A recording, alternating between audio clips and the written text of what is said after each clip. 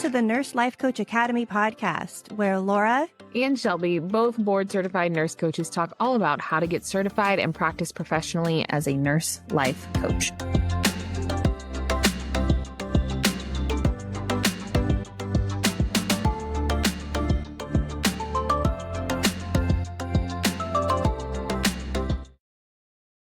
All right, guys, welcome to the Successful Nurse Coach podcast, NLCA edition. We do these every once in a while, and these are strategically designed to speak to all the nurses that we get to meet every week. We're in a busy season right now. As I'm recording this, we have a cohort starting any minute, and so we had 190 nurses this month want to talk to us on an advising call.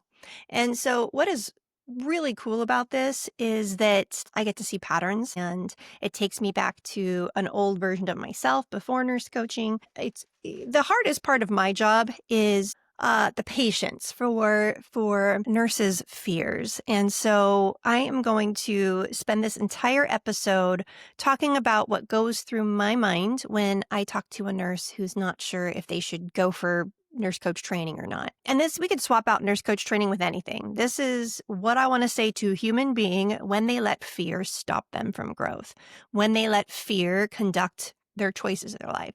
This is for all the humans who live a life imprisoned by invisible walls of fear that have never been examined.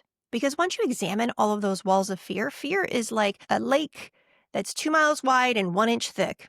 It's most of the time complete bullshit, and it is how most human beings live. And if you go into the coaching industry, you're going to realize this even more and more, and you're going to see it in yourself more and more, and it becomes harder and harder to accept. And, in all the great spiritual teachings, they talk about you can either live in fear or in faith. And I would say 100% of us agree that faith is preferable to fear, and yet we spend most of our lives completely governed by fear. So in this episode today, it is titled, what did I title? How Fear Tricks Nurses into Staying Small. But this could be any human. We could replace it with how fear tricks human beings into staying small. And so this episode is about fear, but not the obvious kind, but the kind that sounds responsible. It sounds logical. It sounds noble.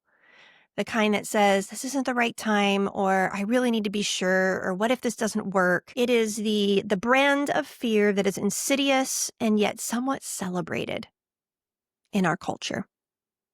And so I want to pull back the curtain on how fear disguises itself, and I want to talk about our built-in negative bias.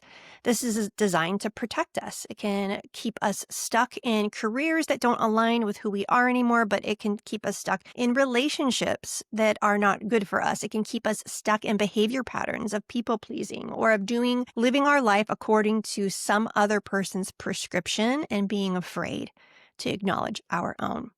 So first, I want to say that fear is not a red flag. It's a signpost.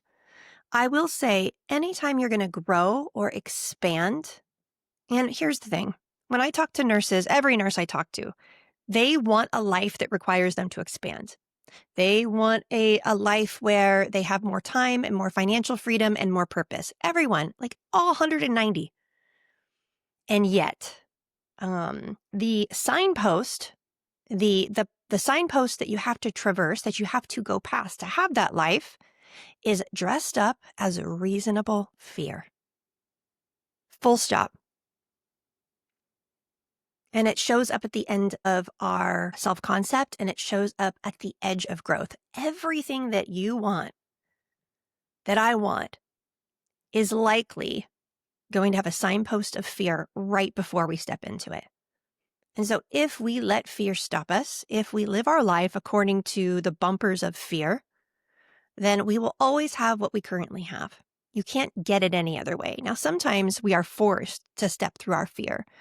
We are forced financially to step through our fear, or with a career because we got laid off, or in a relationship, if someone left us, we are forced to go through the fear of abandonment and of being alone. And so a lot of times in our lives, we are forced to expand, but there's just a small percentage of human beings that will willingly go past the fear into a life that they want to create.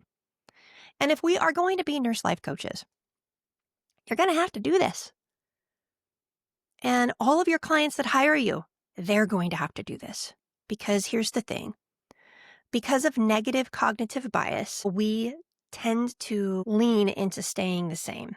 So what is negative cognitive bias? Well, negative cognitive bias is why we can't think our way into confidence. Our brain is designed to overestimate risk and underestimate opportunity because the default wiring of our brain is to survive physically. And it is to protect, to conserve, and to defend. If you think of Maslow's hierarchy of needs from years and years and years of evolution of being on Earth, there is things built into our brain to keep us alive. They call it the reptilian part of the brain. And it is there for a reason. If you see a bear, you get scared, fight or flight, you can run faster. And so if we're wired for survival, then the fear signal in our brain to protect and conserve and defend is useful. If you are out on a trail alone and there are wild animals all around you, it is good to overestimate risk and underestimate opportunity because you'll have a better chance of physically surviving. What we don't talk about enough is in Maslow's hierarchy of needs. Once your basic needs are met, then this overestimation of risk, it shows up as fear of abandonment, fear of not being good enough, fear of being rejected, fear of being made a fool of. There's like the same chemicals happen in the body, but it just changes shape. And I believe that it's like a 9-to-1 ratio. So we will remember negatives 9 times more clearly than we remember positives. And so then from 0 to 7, we likely had some kind of little t trauma or big T trauma. And a lot of times when we go to change, there's a part of us, a 7-year-old part of us or a 6-year-old part of us that says, oh, no, Laura, no, don't go do that. Remember what happened last time? That was bad. There were bad feelings. We felt unsafe. And so it's all subconscious. We overestimate risk and we underestimate opportunity. And it's normal for the first instinct to be, this is too much. I can't do this. I shouldn't do this. This is irresponsible. And that's your brain doing its job. But you, with all of your agency, you have to choose whether the instinct is the boss or just background noise. Because there's a higher version of you. Sometimes you call it the higher self. There is a higher version of you that doesn't let that instinct run the show. But you got to get a little higher up in Maslow's hierarchy of needs. So I want to talk a little bit about cognitive distortions. And we have an exercise in our course that a lot of our students love doing with their clients. But it is all the ways that our cognitive distortions, these invisible filters, shape how we see our life and our work. And so this doesn't mean your brain's broken. This is the human brain. This is the human experience. What I'm going to ask you to do here is to think about how you can transcend some of this. Now, on our advising calls that I have with nurses from all over the country with different backgrounds and different whys and different fears, I'm often looking for their cognitive distortions. And if you're listening to this right now, y'all are full of them, not because there's anything wrong with you, but because most of you haven't worked on examining them yet. And so I thought this could be helpful. And some of these biggest ones are, I'm not good enough, or someone's going to get upset with me. Like, I can't leave my full-time job. I have a team and they're going to be upset with me, or my boss is going to be upset with me. Or I'm, 62 or I'm 58. It's just too late to change. It's too late to start something new. Or if I don't get it all right, I'm going to fail. And I just don't trust myself to do this whole path perfectly. And I just can't stand the thought of quote unquote failing. And these distortions, they impact our mood. They trap us in patterns of self-doubt. They create resentment, they create fear, and they create people-pleasing. So think of this as just a lower version of ourselves rooted in the lower levels of Maslow's hierarchy of needs that will run the show if we let it. And here's the thing. This happens to me too. When you're going to make a big decision where there is a perceived risk, these get turned up. And your brain will start finding all the reasons why you shouldn't.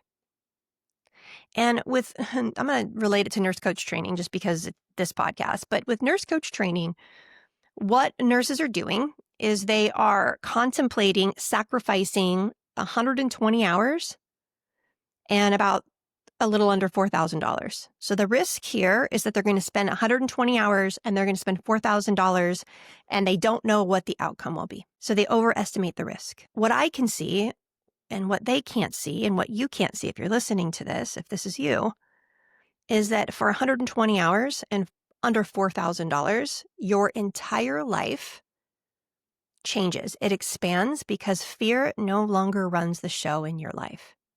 You don't put off things that scare you. You run towards them. You change. You interview better. You feel like a better leader. You communicate better. You realize how capable you are. You realize how small you've been playing in every area of your life, not just your career. So for 120 hours and $4,000, you get an expanded life for the rest of your life. And that has real, tangible consequences, great tangible consequences. And that's if you never open a business and make money. It's just the result of the work that we do. And so people greatly underestimate the opportunity. In a world where nurses are trained to spend $30,000 in 2 years to go get their NP in hopes to make $5 more per hour in a job that likely has more pressure and more stress and takes more time, that to me is crazy. It's not crazy to go become an NP. If that's what you want to do, do it. But the people I talk to, the nurses that I talk to, they are taking that road because it's socially acceptable. And it's like less risk to spend $30,000 in 2 years than to spend 120 hours and 4,000 to uncover who they really are and what they really want. It's crazy to me. And these are all from cognitive distortions. So let's talk about a few of these. Let's look at the 5 common ones. One is all or nothing thinking. This is when you find yourself thinking everything's either a win or a loss. You're either on top of it or completely failing. This is black and white thinking. If I don't finish every task on my shift, I was not a good nurse today. This is, if I cheat on my diet, I'm a POS and I should just eat the whole pizza. This is, I did not follow my budget to the T, so I might as well spend $5,000 on vacation because I'm never getting out of debt anyways. It's these it's so distorted because the truth is that we are never all good or all bad. Ever.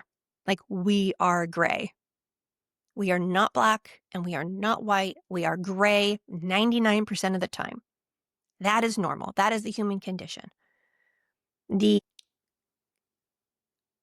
converse way of thinking about this, and God, this helped me so much, is if I quote unquote fail, let's say my goal is to work out 5 days this week.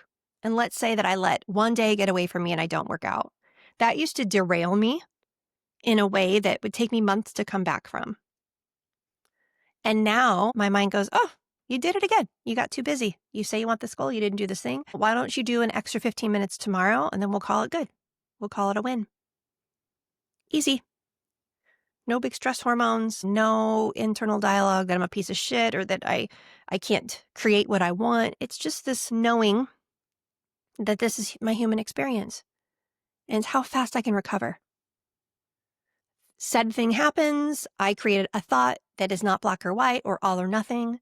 I get past it. I keep moving. I have higher, better feeling neurotransmitters. It's more likely that I'm going to succeed.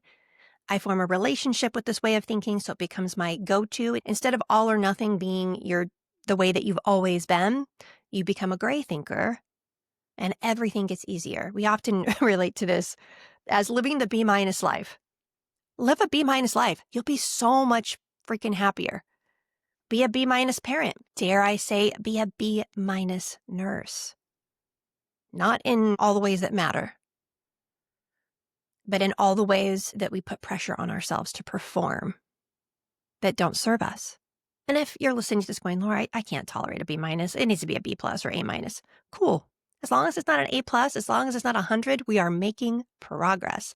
And you will have more peace, and you will have more joy, and you will have more capacity, and you will be better at whatever the said thing is. That's the way that the human brain works. Progress and impact do not require perfection. And in fact, perfection is one of the biggest barriers to being extraordinary. Perfection comes from practice. Perfection and winning comes from failing. I'm going to talk about being an entrepreneur for a moment. As an entrepreneur, I'll give you two different entrepreneurs and I'll let you guess which one wins. There's one who, let's say it's a nurse coach. She just launched her private practice. She wants to do a workshop. And she says, all right, I am going to spend 20 hours designing this workshop and I'm going to make sure all of the graphics are perfect. And I want to make sure everything is perfect. And I want to practice it over and over and over again. And so when I bring it to the world, it is good. And I feel confident and I feel less risk. And this is what a good nurse coach does. And then the other one that says, I got 2 hours this week. It's a really tough week. I'm going to throw together something and I'm going to give it a try, see what happens. And then I'll iterate. I'll make it better based on real life experience. Because that nurse coach can do 3 workshops in the same amount of time it takes the first nurse coach to design their perfect workshop. Because really the first one is just trying to not feel like she's taking a risk.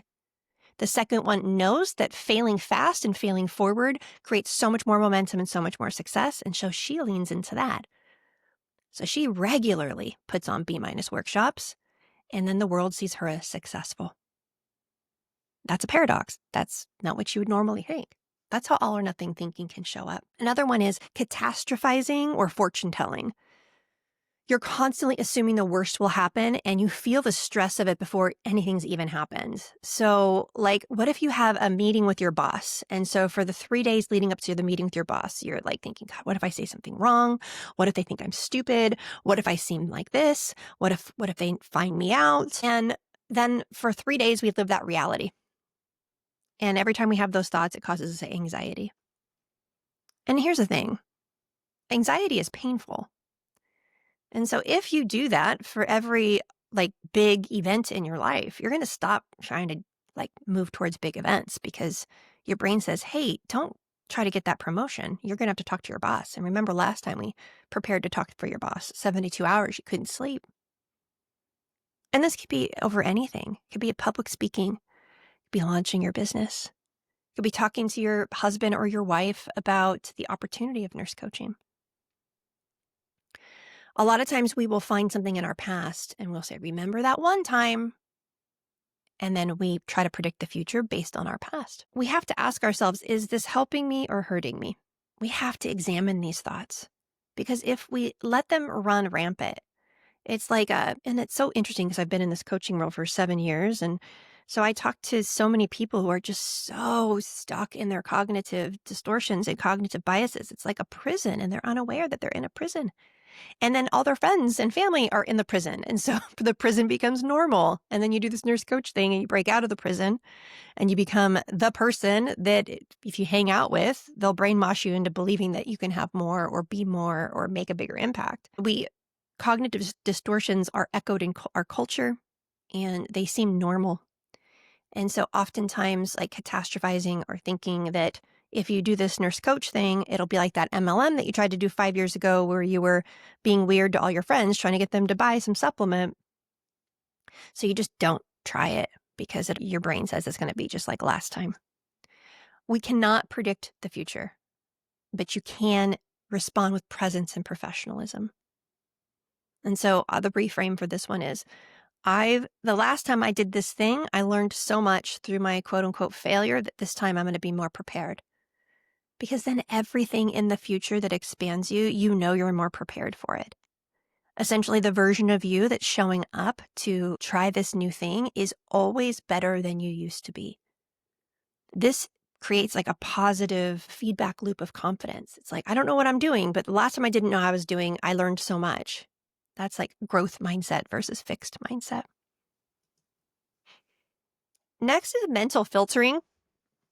I see the students do this in the course. You'll have 7 good sessions with practice clients and 1 weird one, and then you'll hyperfixate on the weird one for eternity until you talk to your lead learning coach or you come to a call and I help you break out of that.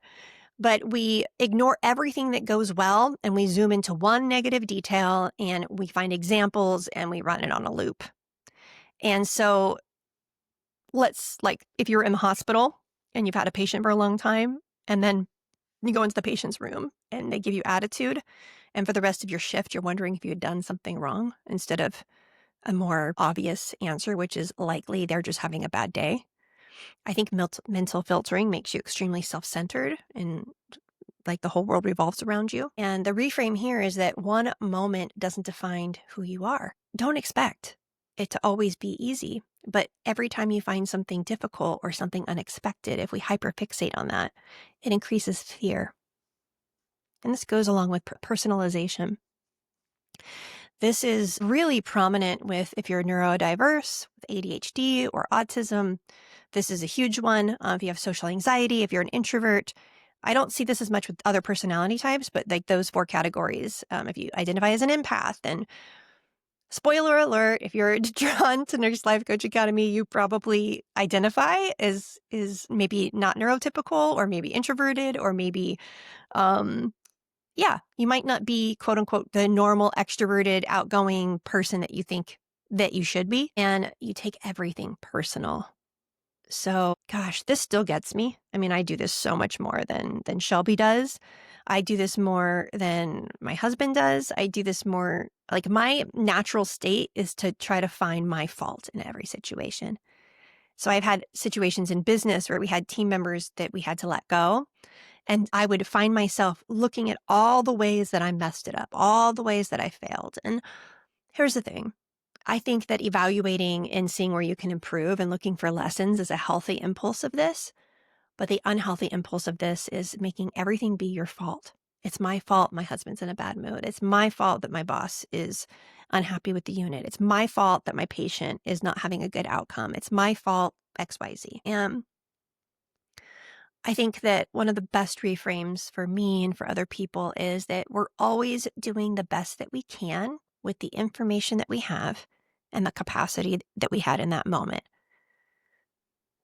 So that's just true. Even on your worst day, like the worst things you've ever done, that was the best that you could do that day.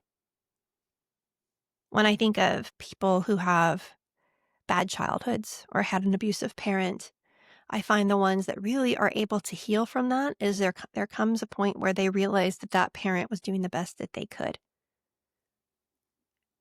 So it's a great frame to have. It will create so much more peace in your life. And ultimately, it's more true than any other way of looking at life. I like this one too. And this was from our recent mentor talked about this is if you're angry at someone and you resent somebody or you feel like somebody's done something to you, the only explanation is that you don't have the whole story. Because if you had the whole story, you would feel different. And that's not to gaslight our own feelings of betrayal or negative things that happen to us. But it's like if you were an all-knowing eye in the sky and you watched the whole thing unfold like a movie. The person who persecuted and did the thing that was wrong to you from the time you were a child to that moment, you would have a different perspective about them in the situation than you currently have because you'd have more information. In fact, you'd probably have compassion. And so I think the opposite of making everything personal is we're asking ourselves to step into a higher level of consciousness here. We're asking ourselves to reframe it to something that is more true, more useful, that frees up more energy. Because taking everything personally, increases your personal gravity. It slows you down in all that you do. It's a negative feedback loop. It breeds depression and anxiety. And it is a choice to stay in that. That is a choice to see the world that way. That is a cognitive distortion. And we work with our clients on this. We work with ourselves on this. And the last one here is for all of you listening to this that should all over yourself. You should be able to work out after work. You should be able to go back to school and do this. You should be out of debt. You should be throwing the baby shower for your sister. You should be a better parent. I mean, there's lots of things you should be doing. And you place harsh, unrealistic rules on yourself that drain your energy and, quite frankly, again, are completely self-centered. When you're shooting all over yourself, you take the capacity for you to care about others away. It is not noble to shit all over yourself. It is a negative pattern that steals from your ability to serve the world and your ability to realize your own potential. The reframe here is that you're human. And the bravest thing you can do sometimes is ask for help. The bravest thing you can do sometimes is to tell the truth. I had a message this morning on Facebook from a person I really like, and they wanted to collaborate on a project. And I said, I'm sorry, no, I'm not accepting any anything else on my plate right now. I am at capacity until further notice, but thank you so much for thinking of me.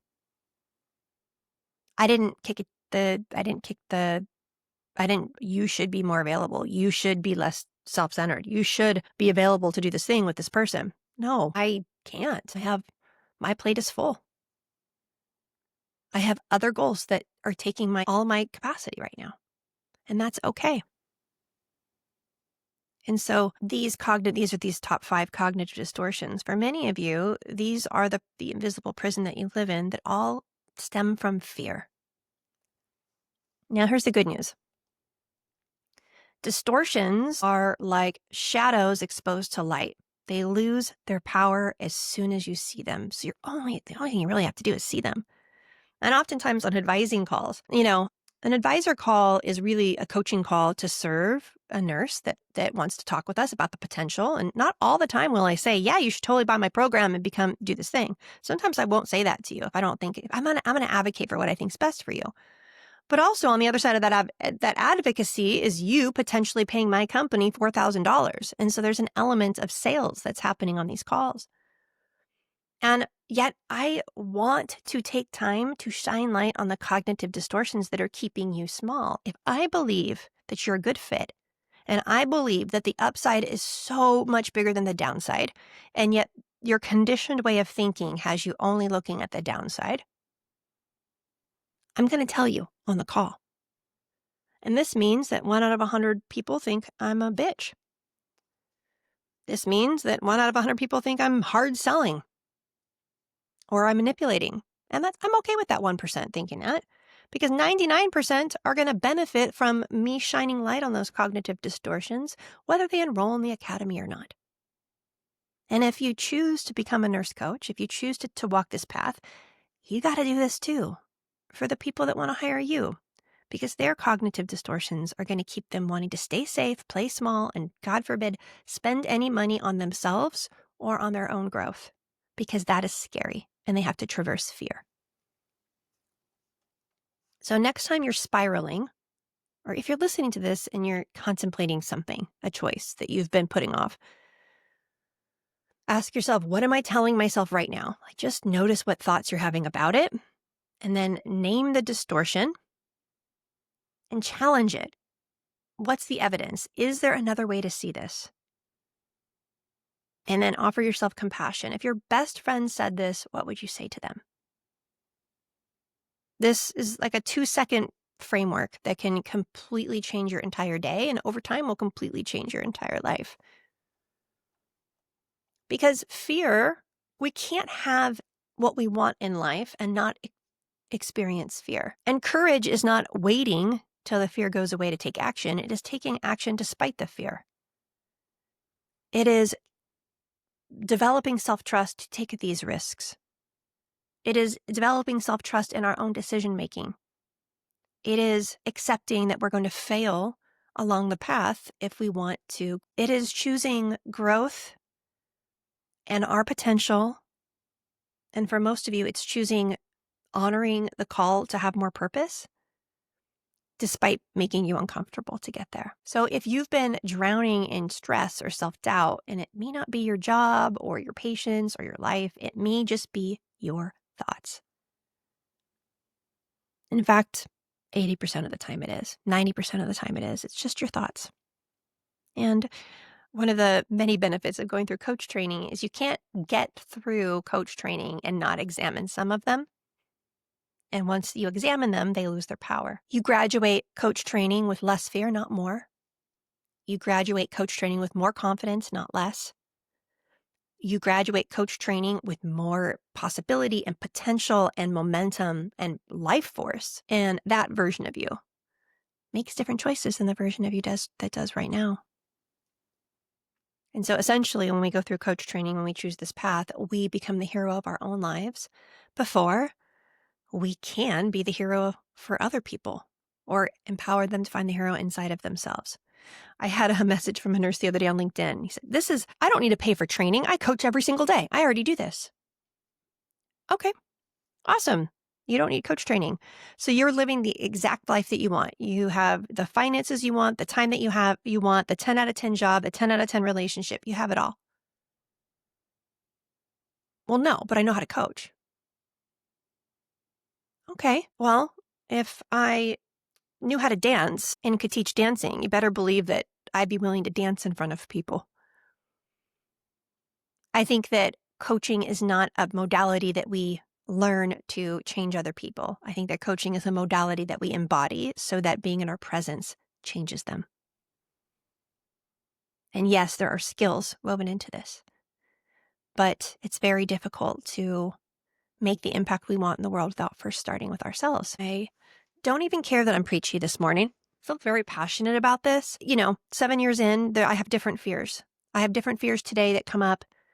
I just can't tolerate it in my body for very long. So I constantly am examining and changing and reframing. Because here's the thing, if you're not afraid of dying, if you're not afraid of losing it all financially, if you're not afraid of losing face, then life is easier. If you just truly aren't afraid of some of the top fears, if you do enough work around it so they don't exist as fear, you have larger lanes to run in. You have more paths to take. Your life expands, it doesn't contract. And I think leaning into and being curious about every fear or wave of anxiety as it comes up is a way of being that every nurse coach gets to walk for the rest of their life, which, by the way, will impact your husband and your wife. It'll impact your kids. It'll impact your coworkers. It'll impact if you're a manager, it'll impact the people that you lead. You, facing your own fears, will subconsciously liberate others from theirs. And that is how we revolutionize healthcare. No other way. It's not going to come from a class. It's not going to come from a PhD. It's not going to come from any of that. I'm telling you right now. Those can be helpful and they might be part of your journey. But more degrees, more traditional degrees as the only way to ascend to get what you want in your life is a lie. And coach training will expose all the ways that we lie to ourselves about some of these things. And by the way, if you've always wanted to be an NP or PhD or CRNA, or if there's a path you've thought about ascending to, if it's correct for you, you will pursue it after coach training because you will have less fear and more clarity. What we usually do is it's more socially acceptable to take these more well-worn paths. It's more culturally acceptable. Everybody will celebrate you if you take out a $50,000 student loan and go back to school.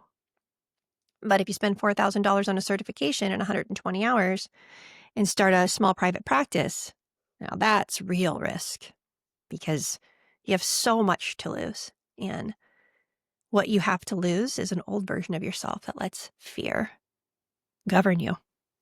Truly. This is going to go out into the world. This might offend some people. This might be too ranty for some people, but there are some people who are going to listen to this and realize their shoulders are going to drop and they're going to realize, oh my gosh, I've been playing so small. This is a no-brainer. I'm going to take this next step. And I just trust that this next step is taking me into a direction in my life and for my family that is good.